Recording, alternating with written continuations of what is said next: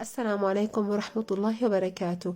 في أجواء شتوية ما في أحلى من ريحة الكيك في البيت، وخاصة لما يكون كيك قالب الألمنيوم اللي ربينا عليه.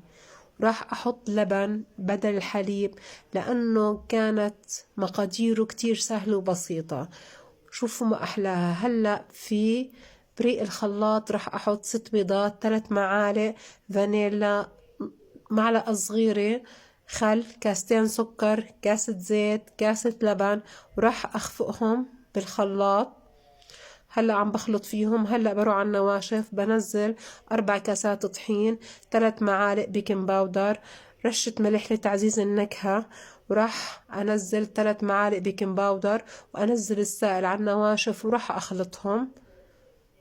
هلأ بخلط فيهم حتى صار الخليط كثيف، صار معي جاهز. أنزله في القالب بعد ما دهنته زيت ورشيت فيه طحين، قالب الألمنيوم.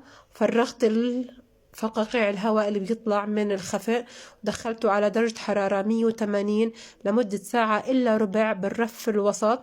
طبعا الكمية اللي عملتها أنا بتعمل معي قلبين كيك.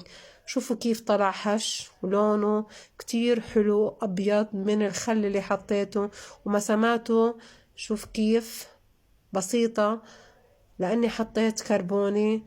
ما في ألذ وأحلى من هيك وصفة. بتمنى إنكم تجربوها وبتقدميها مع كاسة شاي، كاسة حليب، ضيوفك، أهل بيتك. سهلة وبسيطة ومش بحاجة لتعقيد في الشغل.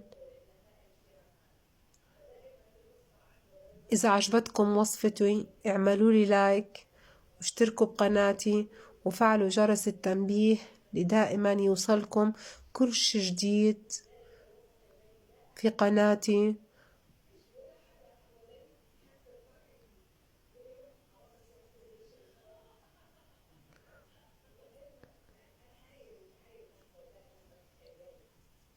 وشكرا للمتابعة. ألف صحة وعافية.